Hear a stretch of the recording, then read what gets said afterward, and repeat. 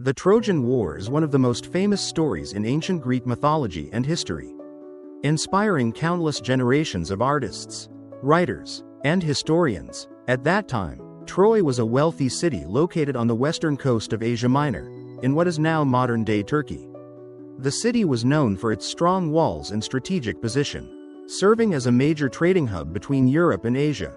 The war began when Paris, a prince of Troy, took or perhaps abducted Helen, the wife of Menelaus, king of Sparta. This event ignited a conflict that lasted 10 years between the Greeks and the Trojans.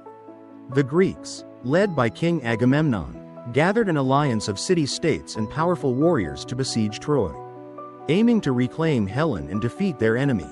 The siege dragged on for a decade, with both sides fiercely fighting but unable to defeat the other. Troy, protected by its formidable walls and courageous warriors including the hero Hector, son of King Priam, repeatedly repelled the Greek attacks.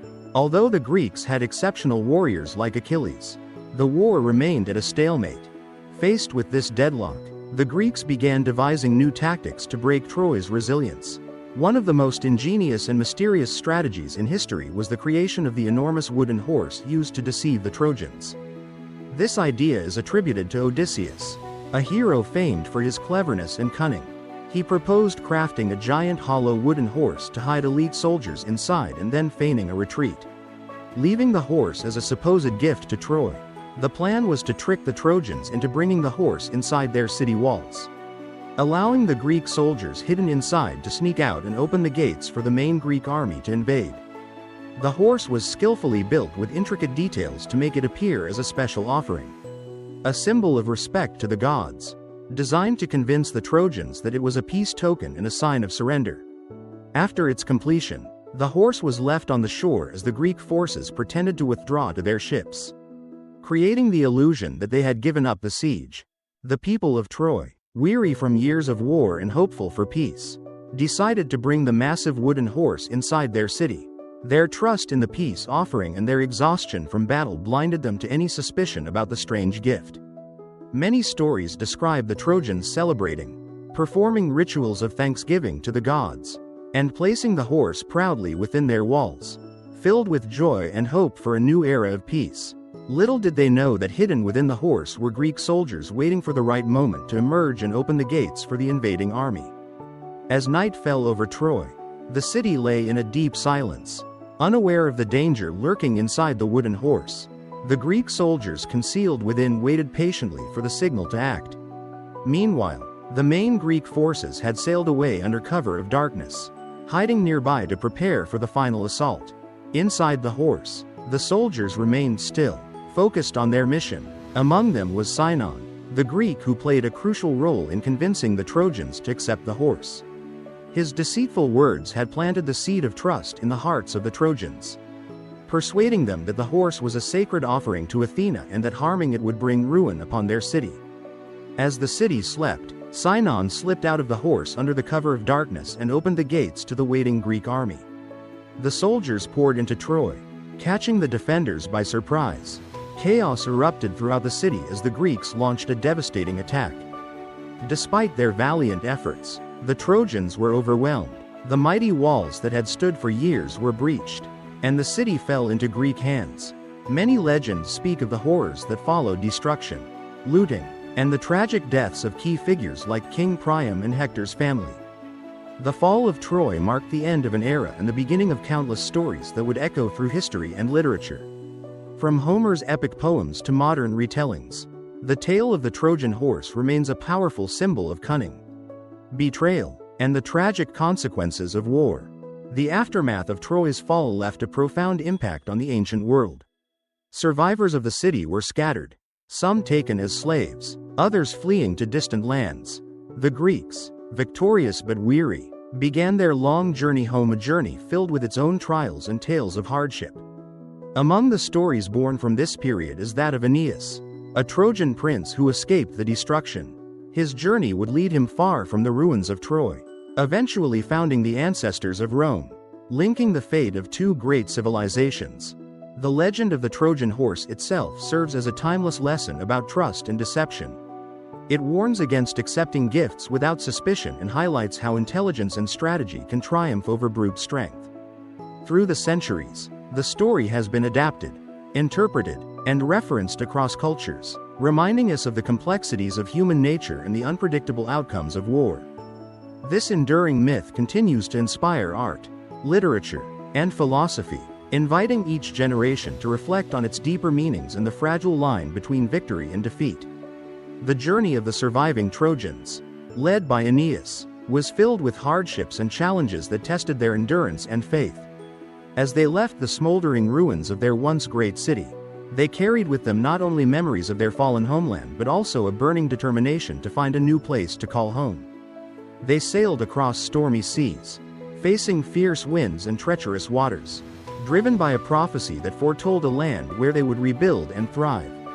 Along the way, they encountered monsters, hostile armies, and the wrath of gods who had taken sides in the war. Aeneas emerged as a leader of unshakable resolve, guided by a sense of duty to his people and the divine will that marked his destiny. His journey, immortalized in Virgil's Aeneid, would eventually lead him to the shores of Italy, where the foundations of Rome would be laid. The legacy of Troy lived on through the descendants of Aeneas, reminding the world that even in the face of utter destruction, hope could be found, and a new future forged. As the sun rose on the horizon, the Trojans approached the coast of Italy, weary from their long voyage yet determined to fulfill their destiny. The land they reached was both welcoming and dangerous, filled with promise but also guarded by fierce tribes unwilling to yield to newcomers. Aeneas sought alliances with local rulers, offering peace and cooperation, but not all were eager to embrace the exiled warriors. Battles erupted, testing the resolve of the Trojans and the leadership of Aeneas. Each skirmish carved new scars on the hearts of those who had already endured so much loss. In the midst of conflict, Aeneas met Lavinia, the daughter of King Latinus. Her beauty and grace ignited a spark of hope in Aeneas's heart, a vision of a future where their people could flourish together. Yet, even this budding love became a point of contention, as rival suitors challenged Aeneas's claim. The gods, ever watchful, intervened in mortal affairs. Some guided Aeneas, whispering words of encouragement and prophecy, while others sowed discord and temptation, seeking to divert him from his path. The threads of fate tangled around the Trojans, binding them to a destiny neither fully known nor entirely within their control. As the dust of battle settled and treaties were forged, Aeneas realized that his journey was not just about survival but about forging a legacy that would echo through the ages. The foundations of Rome were being laid not with bricks and mortar but with the resilience, sacrifice, and unyielding spirit of the Trojan people. In the days following their initial victories, the Trojans set about building settlements, determined to anchor their new home in this foreign land. Aeneas, now recognized as a formidable leader, guided his people with wisdom tempered by the trials of their past. Yet, he never let his guard down, knowing that peace in these lands was as fragile as a candle's flame. The local tribes, emboldened by the memory of their own heroes and ancestral pride, viewed the Trojan presence with suspicion. Among them, Turnus emerged as a fierce adversary. His passion to defend his homeland and his love for Lavinia spurred him to rally warriors to his side, swearing that the Trojans would not lay claim to the land without a fight. Meanwhile, Aeneas sought the counsel of the gods, making offerings and prayers to ensure their favor. In visions and omens, he saw glimpses of his destiny, a mighty city destined to stand for eternity. Though the path remained steeped in blood and sweat, the promise of Rome gave him the strength to press on. One evening, as the campfires burned low, Aeneas and his closest companions gathered to discuss strategy. The stories of Troy's fall still haunted them, reminders of the price of war and the cost of survival. Yet, each man and woman carried a spark of hope that the new city might rise from the ashes of their past. As alliances shifted and enemies plotted, the Trojans braced for the clash that would decide their fate. The air hung heavy with tension, the silence before the storm that would either break them or forge them into the founders of an empire. The morning sun cast a pale glow over the Trojan encampment, a thin veil of mist clinging to the land as though even the earth itself hesitated to witness the coming storm. Aeneas stood atop a small rise, surveying the land that might one day be Rome. His heart, though resolute, felt the weight of a decision that would shape the fate of countless generations. In the distance, the banners of Turnus's army appeared like a red tide on the horizon. The warriors of Latium moved with a purpose born of defiance, their swords hungry for the blood of invaders. Turnus himself led the charge, his eyes alight with the fury of a man defending not just his people, but the very soul of his homeland. Aeneas descended to his warriors, his armor gleaming but scarred from the many battles that had already tested his resolve. He spoke not of conquest but of survival, of building a home where their children could thrive, where their dead might finally rest. His words wove through the camp like a solemn hymn, each man and woman drawing strength from the shared conviction that this was more than a war, it was a quest for belonging. The clash of armies shattered the dawn, a cacophony of metal and cries that filled the air with the scent of iron and blood. Spears flew like deadly birds, arrows arched through the sky, and shields splintered under the weight of destiny. Amid the chaos, Aeneas sought Turnus, their destinies entwined like the roots of ancient trees. They met in a clash of wills and blades, the world narrowing to the point of a sword. Turnus fought with the desperation of a man defending his home, his every strike a plea for mercy from the gods. Aeneas, though battle-hardened, carried the burden of his people's future in every thrust and parry. The duel raged, a dance of fate that neither man could abandon. Around them, warriors fell and rose, the ground itself anointed with the sacrifices of heroes. At last, with a single, decisive blow, Aeneas stood over Turnus, his sword heavy with the weight of destiny. Turnus, his strength ebbing like the tide, met Aeneas's gaze not with fear but with the resigned defiance of a man who had given his all. In that moment, Aeneas saw not an enemy but a mirror of himself, a man caught in the currents of fate. Each of them pawns in a game played by gods. As the light of life fled from Turnus's eyes, Aeneas felt the gravity of his triumph. He had secured a place for his people, but at a cost that would echo through the ages. The war was won, but peace, he knew, would be the true test of their legacy. Night fell like a velvet shroud, the stars emerging one by one to witness the end of a war that had torn the land apart. Aeneas, though victorious, found no celebration in his heart. The cries of the dying still echoed in his mind, the faces of the fallen haunting the edges of his vision. The Trojan camp, once a place of laughter and songs, now resembled a field of sorrow. Fires burned low, casting shadows that danced like wraiths across the weary faces of his people. The cost of victory weighed on every soul. Brothers lost, fathers mourned, sons who would never return. Aeneas moved among his warriors, offering words of comfort, his presence a reminder that they had not fought in vain. He spoke of the city they would build, a city that would rise from the ashes of despair. The name of Rome hung unspoken in the air, a promise yet to be fulfilled. In a quiet moment, as the embers of the night fires smoldered, Aeneas sought the counsel of the gods once more. He poured wine upon the earth, his prayers a plea for guidance.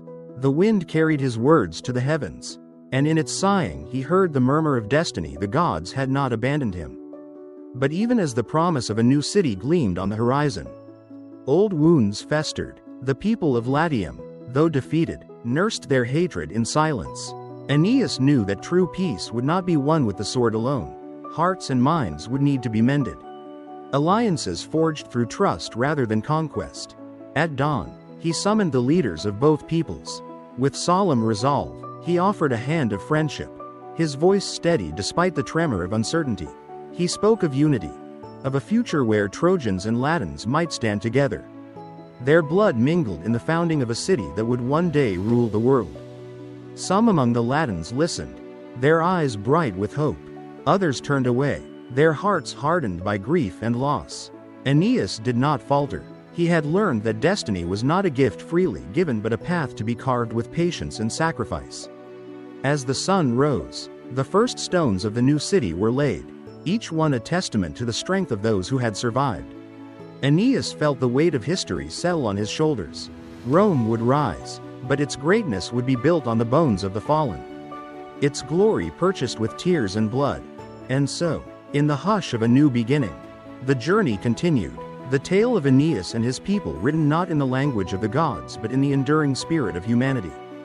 The days stretched into weeks, And from the shattered remains of war, a fledgling city began to take shape.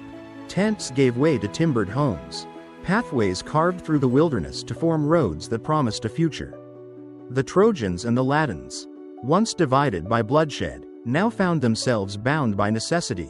Children who had played with sticks as swords now carried baskets of stone, their laughter a balm to weary hearts. Aeneas labored among them, his hands calloused from the same toil that marked his people's days. He carried not just the weight of leadership but the fragile hope that this fragile alliance would hold. Every decision he made felt like a thread in a tapestry only the gods could see fully. He placed one stone upon another, his heart whispering prayers to his mother, Venus, that she might guide his hand and shield his people from the caprices of fate. Yet even in this fragile peace, the embers of conflict smoldered. Some Latins, their pride unbroken by defeat, looked upon the Trojans with suspicion. Whispers of betrayal moved like shadows, flickering at the edges of the night fires. Aeneas heard them, felt them, and wondered if the sword might one day be drawn again. It was in this uneasy calm that the seer Helenus approached.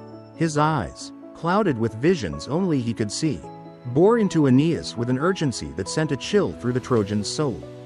Helenus spoke of a kingdom yet to rise, of a people who would stretch their dominion across the known world. Their name feared and revered alike. But he warned, too, of treachery from within, of hands that would grasp for power before the city's roots had even touched the soil. Aeneas listened, his mind a storm of thoughts. He knew destiny's path was never a straight line. He had chosen this journey for his people, but even he could not foresee every twist of the thread. Helenus's words weighed heavy on his heart, yet he resolved that Rome's future would not be built on fear alone. That night, he gathered his closest companions, warriors who had fought beside him since the fall of Troy. Together, they forged a pact of loyalty not to a king, but to the idea of Rome itself. They would build a city of laws, of justice, of strength tempered by mercy. And if the gods demanded sacrifice, then let it be given with the dignity that only free men could muster. In the days that followed, Aeneas worked tirelessly. He oversaw the construction of the city walls, laid out the foundations of temples, and gave thanks to the gods who had carried them across seas and through war. Each stone set into place felt like a prayer answered, a promise kept, and in the heart of the new city, he placed a small altar, a simple slab of stone dedicated to Jupiter, king of the gods, whose favor he prayed would never falter. But even as the city rose, Aeneas knew the story was far from over. Rome would be born of blood and fire, and its destiny would stretch far beyond the horizon. The path ahead was shrouded in uncertainty, but one truth remained: they would endure, as Trojans had always endured, until the name of Rome was written in the stars. As the city's walls reached higher into the sky, Aeneas felt a growing sense of purpose in every heartbeat. The smell of fresh cut timber and newly laid mortar blended with the scent of sweat and the iron tang of old wounds, reminders of a past that refused to fade. Rome was no longer a dream whispered on the wind, it was real. Its streets echoing with the sounds of children at play, mothers tending hearts, and blacksmiths hammering bronze into shape. Yet beneath the surface, tensions still simmered. Latins and Trojans lived side by side, but centuries of hatred could not be washed away overnight. Even in their laughter, there lingered a hesitation, a question of loyalty that no words could answer fully. Aeneas knew that trust could not be demanded, it had to be earned. One kindness at a time. One evening, as dusk bled into night, he gathered the elders of both peoples in a hastily built hall at the city's center. The air inside was thick with the smell of oil lamps and the anxious murmur of voices. Aeneas spoke of a future united under one law, one shield, where each man and woman would stand as equal citizens of Rome. He spoke of temples to be built for the gods of both lands, of markets that would ring with trade and laughter, of families who would carry both Trojan and Latin blood in their veins. A hush fell as he finished, the silence broken only by the crackle of the lamps. Slowly, one by one, the elders nodded. Some were skeptical, others hopeful, but all understood that survival depended on more than the strength of their walls, it required the strength of their hearts. Outside, the first stars pricked the sky. Aeneas stepped into the night air, feeling the cool breeze brush against his face. He thought of the sea journeys that had brought him here, of the flames of Troy that still burned in his memory. He wondered if his father, Anchises, watched from the realm of the dead, proud of the city his son was building. The weight of destiny pressed upon him like a crown of iron. But he would not yield. The days that followed were filled with labor and sweat. Streets were laid, aqueducts planned, granaries stocked for the coming winter. Small disputes erupted over boundaries, over trade, over old feuds, but Aeneas moved among his people, a steady hand that calmed the waves of discontent. He saw in every argument a chance to teach, to heal, to forge a people from the fragments of war. At night, he found himself by the river's edge, watching the moonlight ripple across the water. There, he whispered to the gods Venus, his mother, Jupiter, the king of Olympus, Mars, whose favor he would need for the trials to come. He asked for wisdom, for strength, for the courage to face the challenges that even now lurked in the shadows of his newborn city. For he knew that Rome's true test had not yet come. The foundation was laid, but the storms of fate were gathering. Enemies beyond the walls, jealous gods, and the restless ambitions of men would all rise to challenge the fragile peace. But in Aeneas's heart burned a quiet, unbreakable resolve. Rome would rise, and with it, the destiny of a people whose story would be written in blood, stone, and the immortal stars.